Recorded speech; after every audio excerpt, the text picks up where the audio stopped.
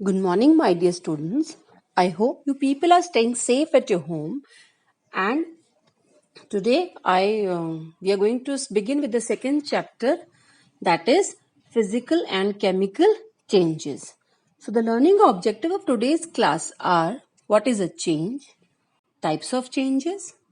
Then, the different types of changes that we are going to study are natural and artificial changes, exothermic and endothermic changes, fast and slow changes, periodic and non-periodic changes, reversible and irreversible changes, and desirable and undesirable changes. We are going to study these changes one by one in detail with the help of different examples. So let's begin. So we'll start with today's topic, that is change. So in our everyday life, we come across various types of changes that are happening around us. For example, the withering of leaves, blooming of flowers, changing of seasons, the change in the size and phases of moon. Then we also observe the growth of a child into an adult. Also, we see that just because of these changes, the substances show a change in their shapes, sizes, their position, their state, their color, their composition, etc. So, a change may be commonly defined as the conversion of any substance from one form to another.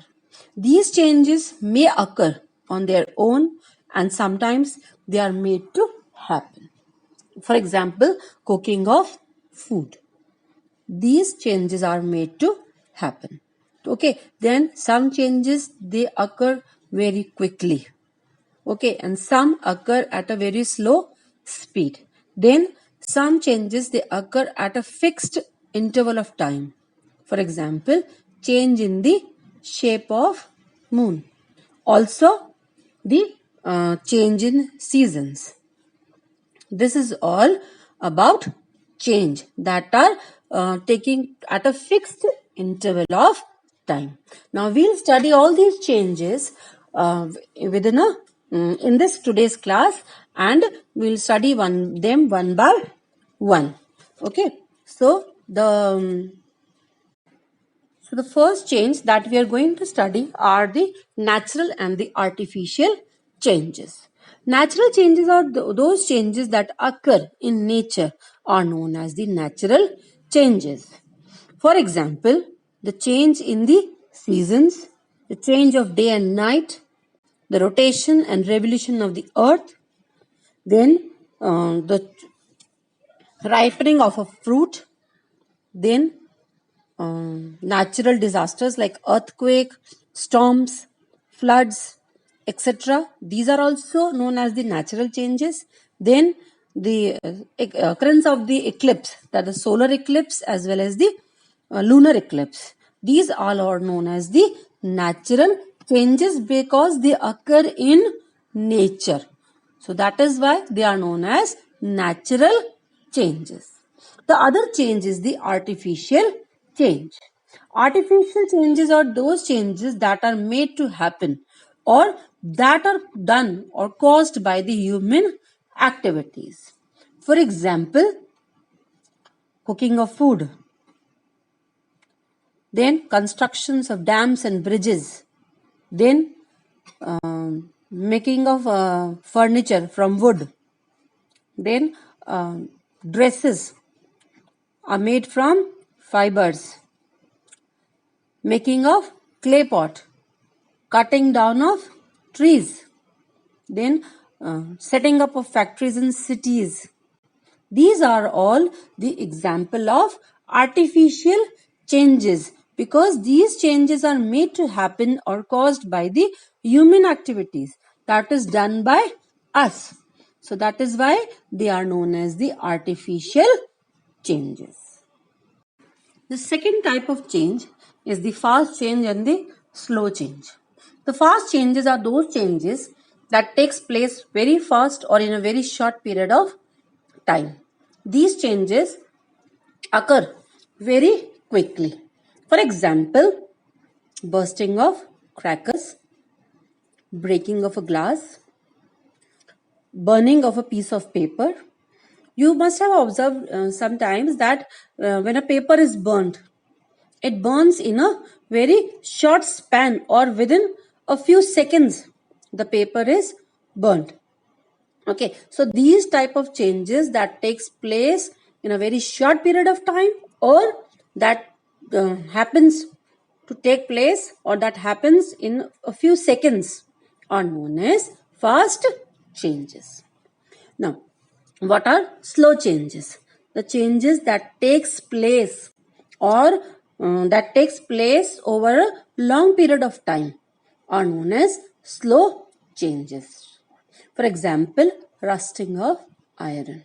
Rusting of iron takes place over a period of time when the iron is exposed to moisture, air, and then the process of rusting takes place, and it is a very slow process. Then your fingernails, you must have observed that your fingernails take some time. They take some time to grow, maybe 7 days or 10 days. Then the germination of seeds. As the seeds are sowed, then it takes place within a certain period of time takes place, and they start germinating, and as a result what happens? Small plants are grown. So those changes that takes place over a long period of time are known as slow changes. The next change is the reversible and the irreversible changes. Now, the changes that can be reversed, or by changing the situations or by changing the conditions, we can get back the original substance, is known as the reversible change. And in this change, no new substance is formed. No new substance is formed, and also the appearance of the substance or remains almost same, and the properties of these substance also do not change. And reversible change is always a temporary change. The best example that can be given is the ice, melting of ice. Now, if ice is kept outside, then it starts melting.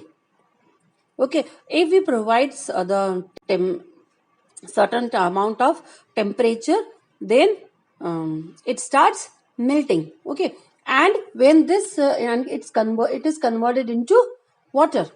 Now, if this water that is obtained is again freezed, the conditions are changed, the conditions are reversed, then it is going to again form the ice.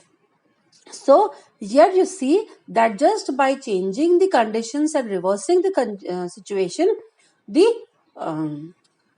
property, thus we can get back the original substance. Likewise, stretching of the rubber band. If we stretch a rubber band, apply some force on it and stretch it, then we see that the rubber band is stretched or enlarged. Okay, but as soon as we release it, it comes back to its original form. Then we take a piece of paper and fold it. We don't get any original new substance, and when we unfold the paper, we get the same paper back. So these are the few examples of reversible changes. Now, what are irreversible changes? The changes that cannot be reversed, or we cannot get back the original substance even by changing the conditions. They are known as the irreversible changes. Okay. Then in these irreversible changes, new substance or new products are formed. The properties of the substance, they changed. Okay, and the change is always a permanent change. Example, cooking of food.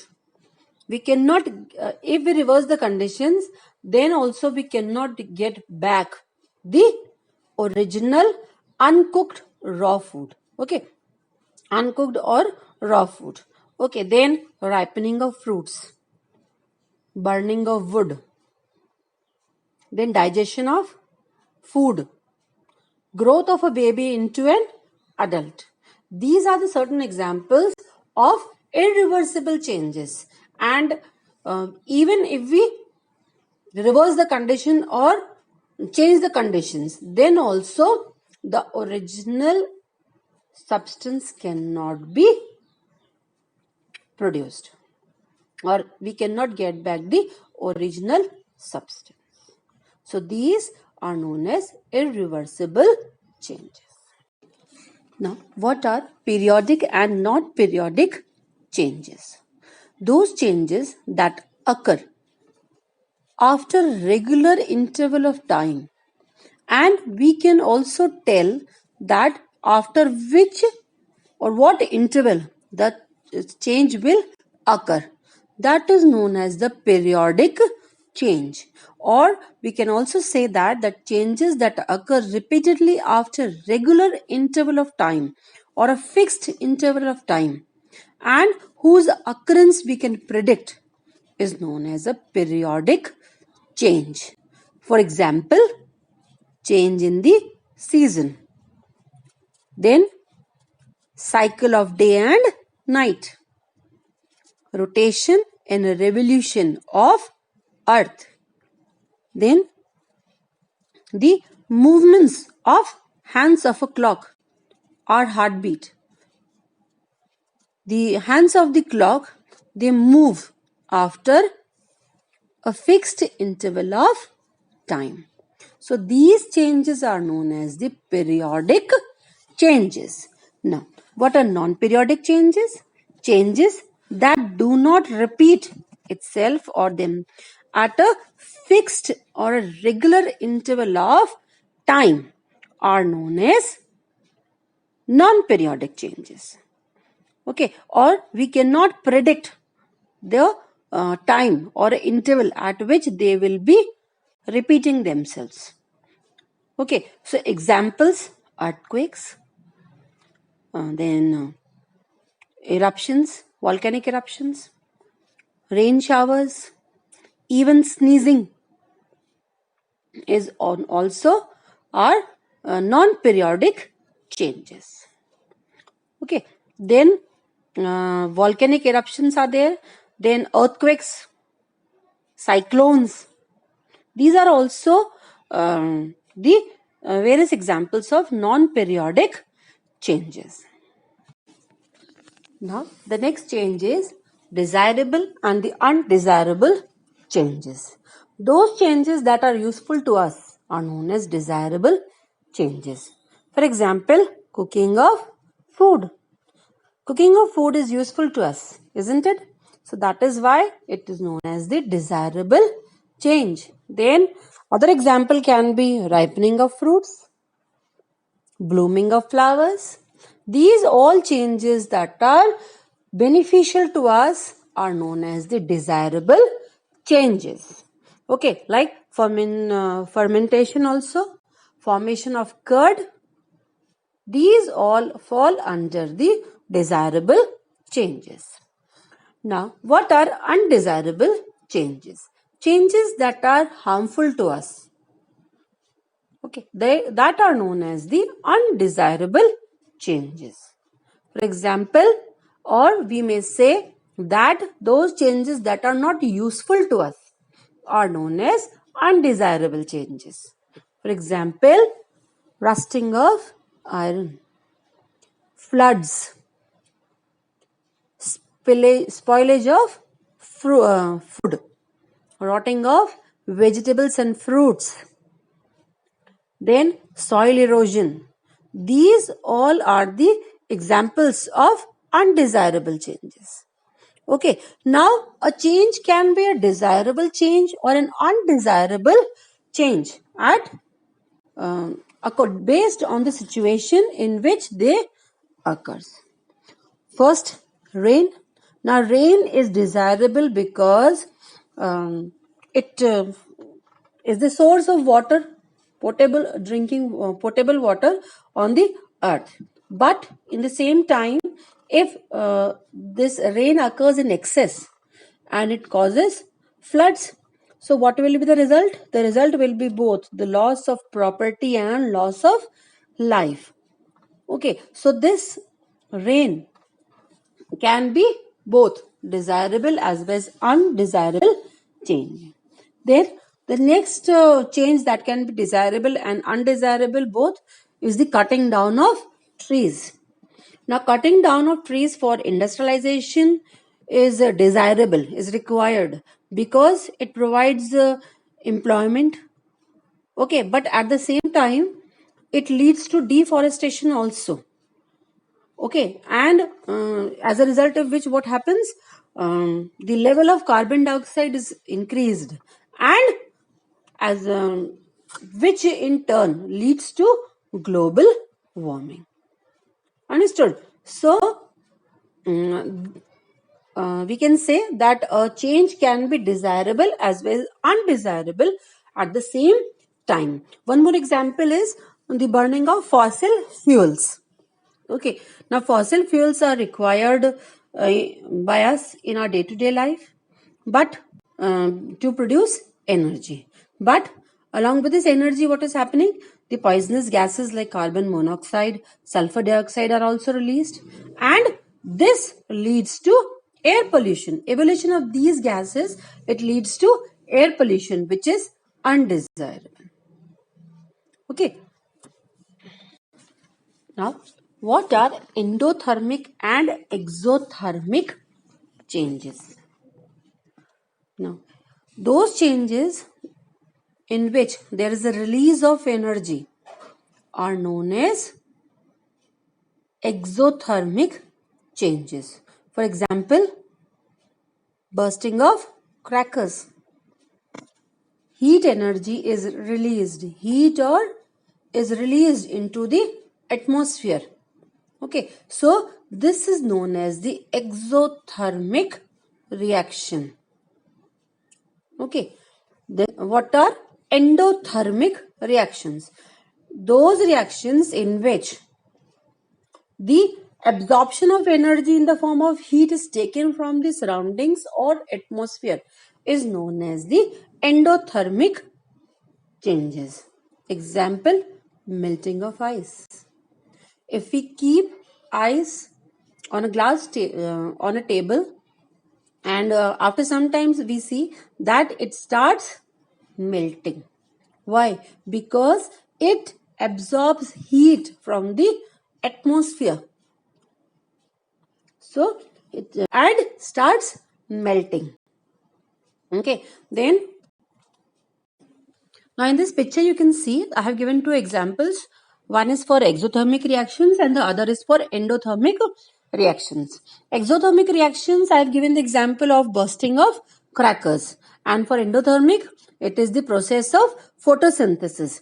Now during the process of photosynthesis, the plants, they absorb sunlight. Okay, they absorb sunlight for their source of energy. So here the sunlight is, or the energy is being absorbed from the surrounding atmosphere.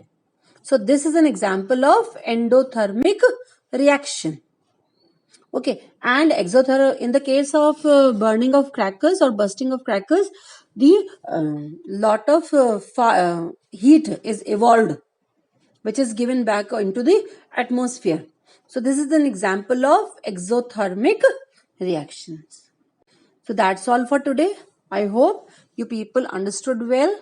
If you have any problem, then you can ask me in the CI Soft app, school app, and I'm ready to help you. So that's all for today, and stay safe, learn more. Thank you.